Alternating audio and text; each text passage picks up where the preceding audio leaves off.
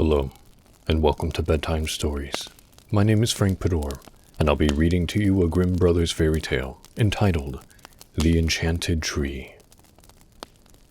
A poor servant maid was once traveling through a wood with her master and mistress when they were attacked by robbers who came out of the thicket and murdered all that passed that way.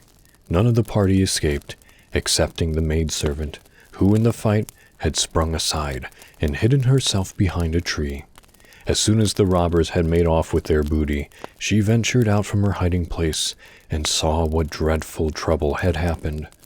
Then she began to weep bitterly and said, "What shall I, a poor maiden, do now? I know not how to find my way out of the wood, for not a living creature dwells here, and I shall certainly be starved to death." She tried to find a way out of the wood, however, but without success. At length, tired out, she seated herself under a tree and determined to remain there, whatever might happen, without attempting to go away, and trust in heaven to help her. After she had been sitting there a short time, a white dove flew down from the tree, and he carried in his beak a little golden key. This golden key he placed in the hand of the maiden, and said, "Do you see yonder a large tree? On it is a little lock, which can be opened with that key. If you open it, you will find plenty to eat and drink, and to relieve the pain of hunger from which you are suffering." She went to the tree, unlocked it, and found to her surprise a basin full of white bread and milk, so that she could eat and be satisfied. When she had finished, she said to herself, "This is the time for the chickens to go home to roost. I am so tired, I wish I had a bed to lie on."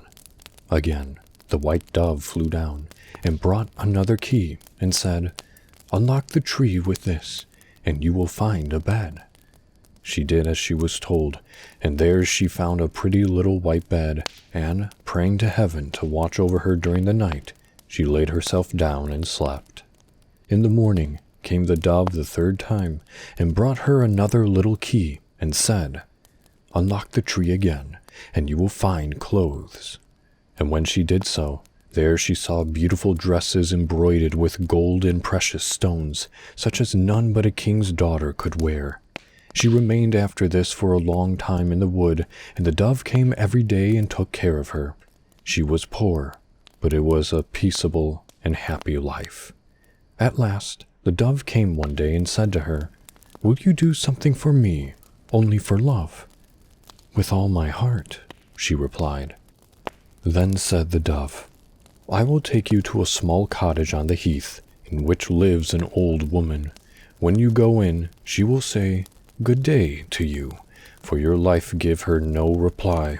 Let her do what she may, but turn away to the right, and you will see a door, which you must open, and in that room on a table lies a heap of rings of all sorts and descriptions, some of them set with beautiful and glittering precious stones.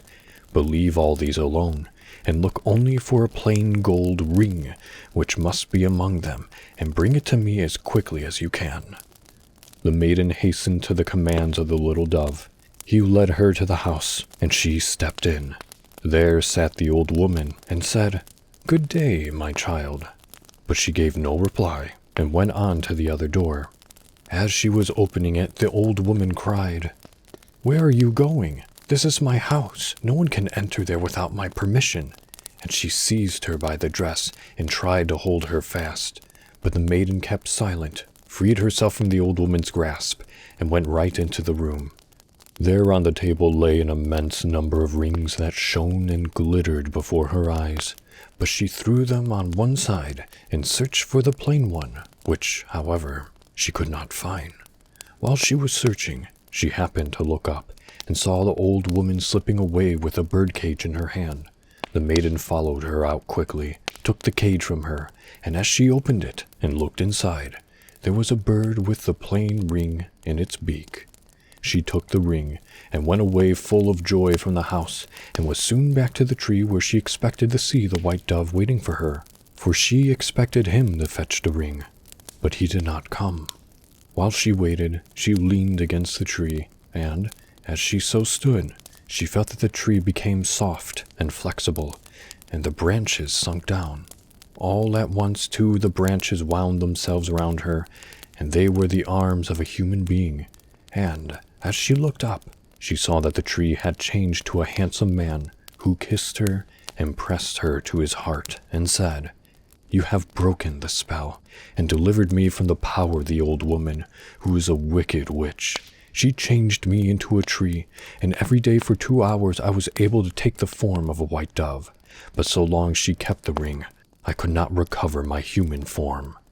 At the same time, the horses and servants were set free from the witchcraft, for they also had been changed into trees, and stood near their master. Then they all traveled away to his kingdom, for he was a king's son, and he took the maiden with him and made her his wife. That was a Grimm Brothers fairy tale entitled The Enchanted Tree. Thank you for listening. Good night, and sweet dreams.